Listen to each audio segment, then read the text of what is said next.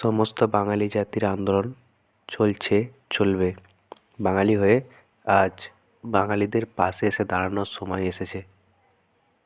রাস্তায় নামুন, প্রতিবাদ করুন, মনে রাখবেন, উই ওয়ান্ট জাস্টিস।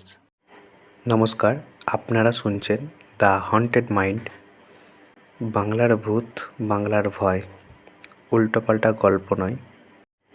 চলো বন্ধুরা, তো আর দেরি না করে গল্পটা শুরু করা যাক। সমুদ্র দেখতে কার না ভালো লাগে। আমরা দুই বন্ধু, আমি আর বিনয়, ঠিক করলাম দীঘাতে বেড়াতে যাব।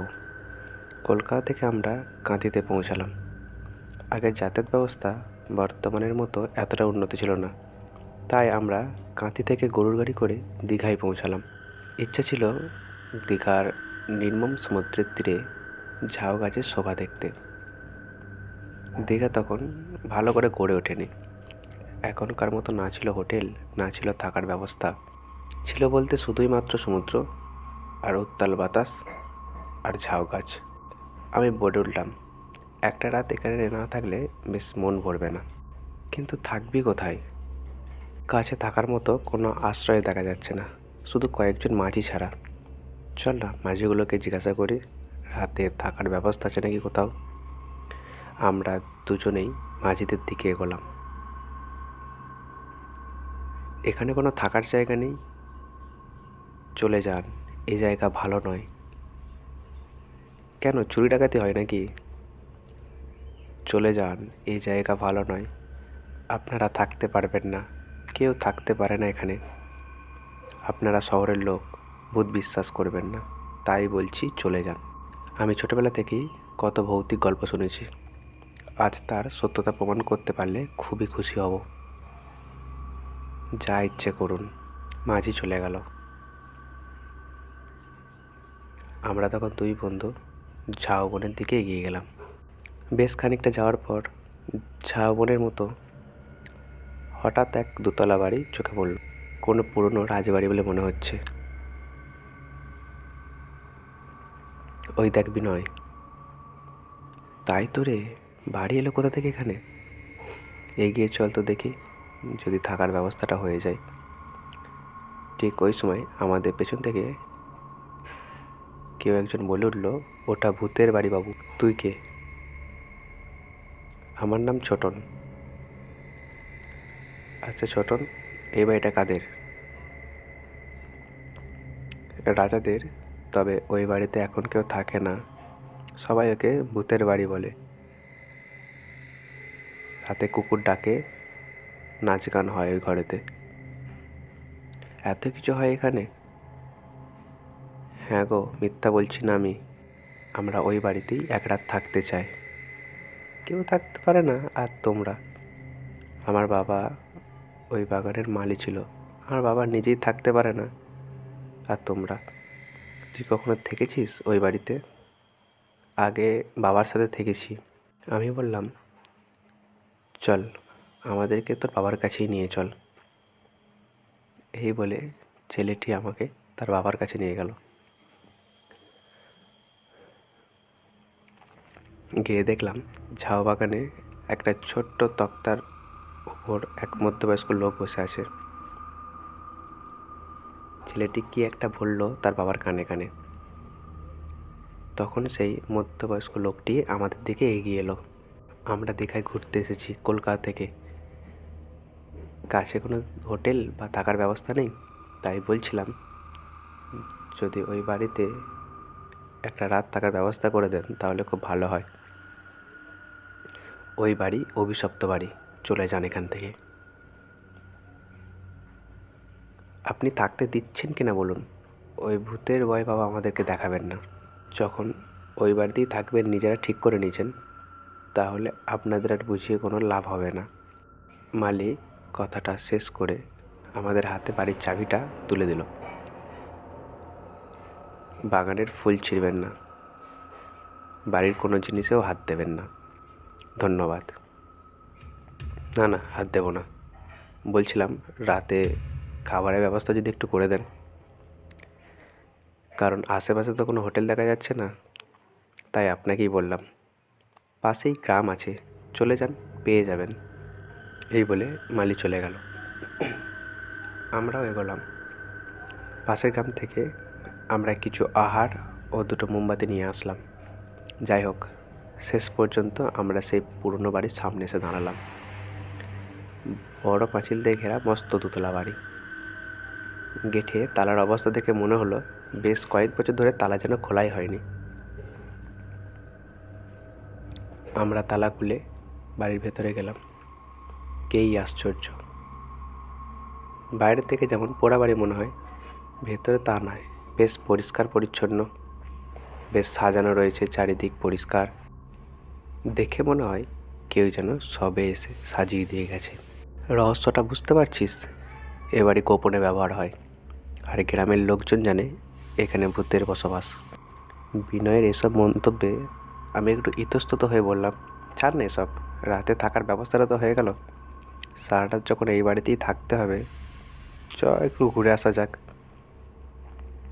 আমরা খাবারগুলো ঘরে রেখে বাইরের দিকে একটু ঘুরতে গেলাম। সমুদ্রের ধারে দাঁড়িয়ে আমরা প্রাকৃতিক সৌন্দর্য উপভোগ করতে লাগলাম। হঠাৎ আমাদের চোখে পড়ল একটা সুন্দরী মহিলা, তার সাথে একটা যুবক সমুদ্রের ধারে দাঁড়িয়ে আছে।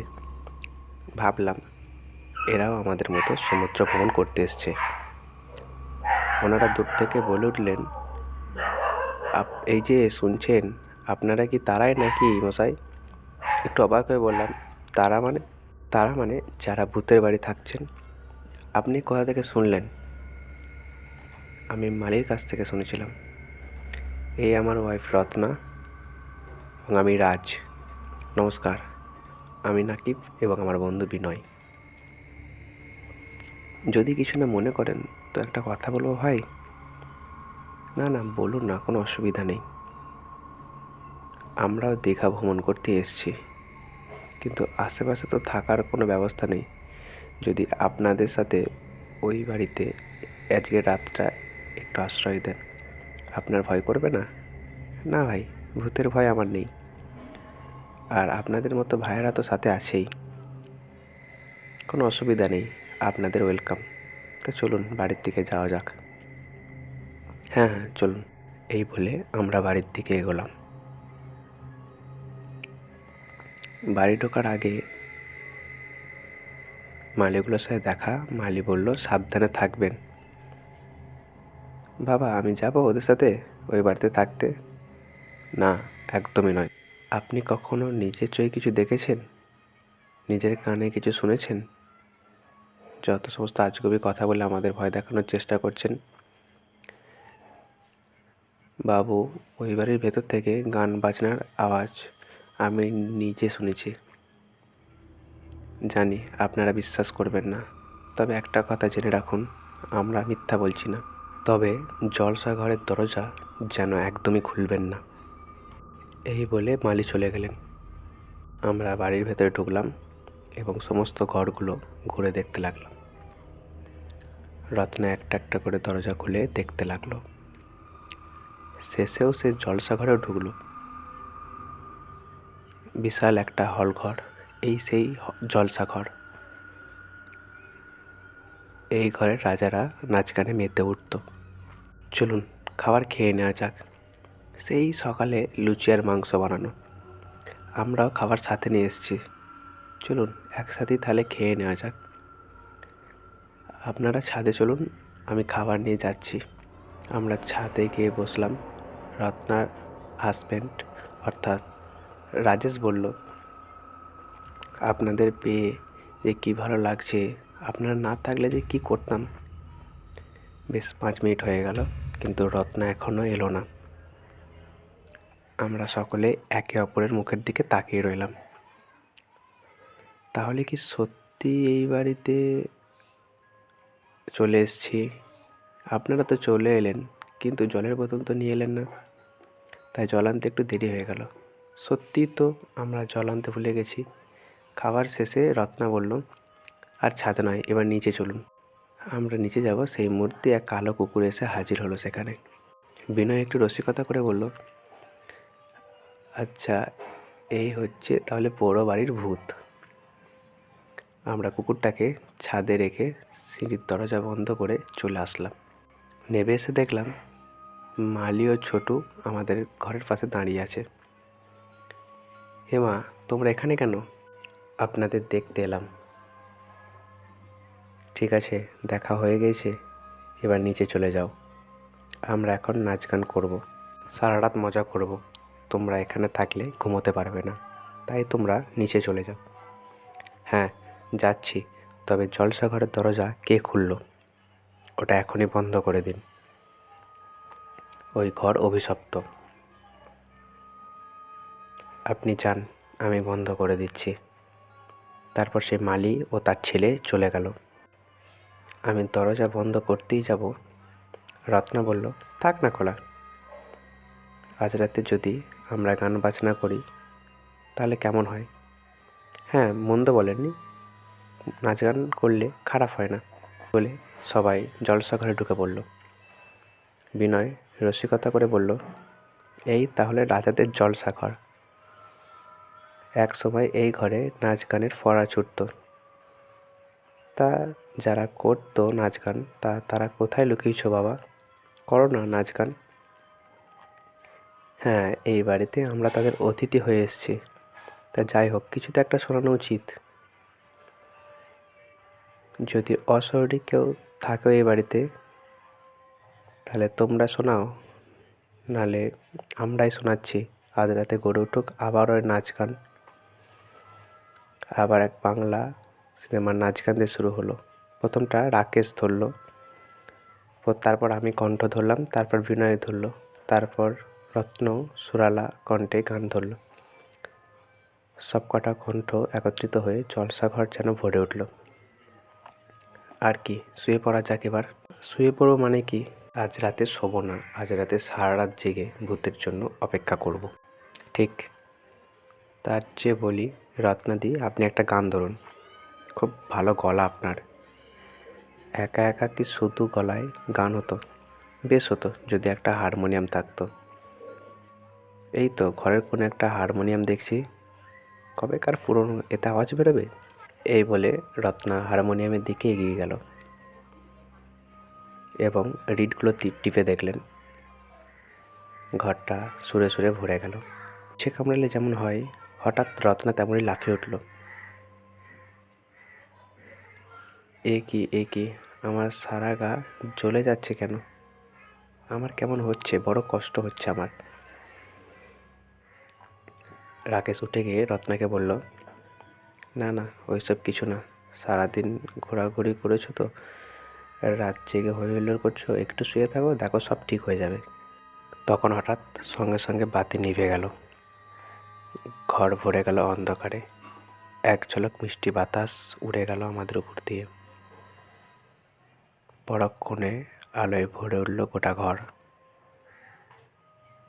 কিন্তু এ কি দেখছি আমরা? দেখলাম জলসা ঘরের মাঝখানে রাজকীয় সাজে দাঁড়িয়ে আছে রত্নাদি।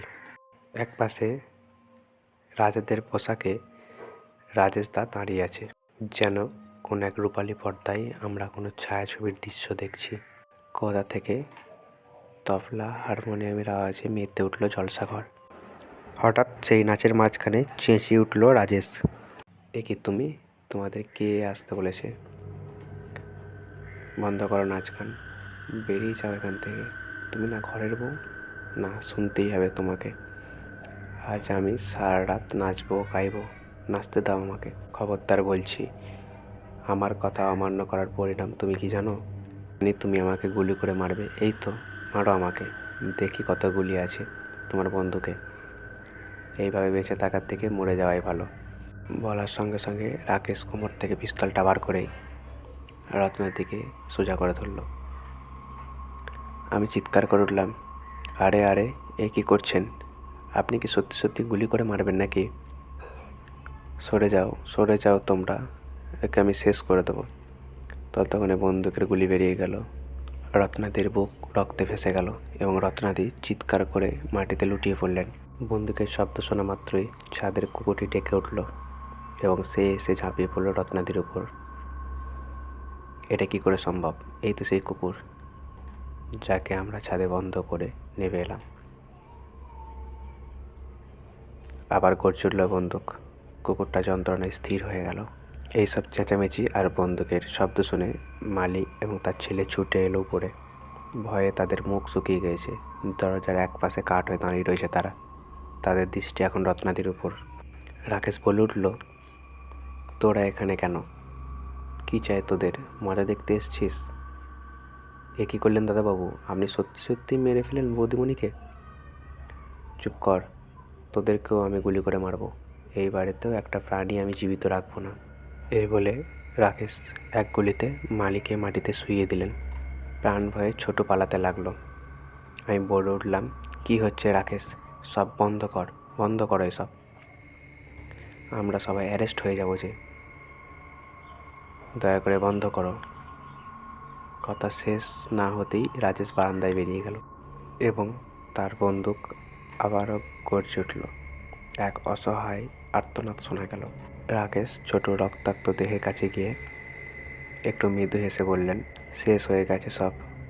আর একটি মাত্র গুলি অবশিষ্ট আছে, যেটি আমি আমার নিজের জন্য রেখেছি। আপনারা ছেলে মানুষ, তার ওপর আমাদের অতিথি, সেই জন্য কিছু বললাম না। তবে ভবিষ্যতে এই বাড়িতে রাত্রি বাস করার চেষ্টা করবেন না, চলে যান। এই বলেই আমরা দৌড়তে থাকলাম, অনেক দূরে দৌড়াতে থাকলাম। জানি না কতক্ষণ দৌড়েছি। পাশের এক গ্রামে এসে পৌঁছালাম। পৌঁছে শুনলাম ছোট, মালি, রত্না, রাকেশ যাদের আমরা দেখেছি তারা কেউ জীবিত নয়। 1930 সালে এক ভয়াবহ রাতে এক কারণে তারা নাকি এভাবেই মারা গিয়েছিল। গল্পটা ভালো লাগলে একটা লাইক করবেন, চ্যানেলটা সাবস্ক্রাইব করবেন এবং পাশে থাকা বেল আইকনটি ক্লিক করে অল নোটিফিকেশান অন করবেন।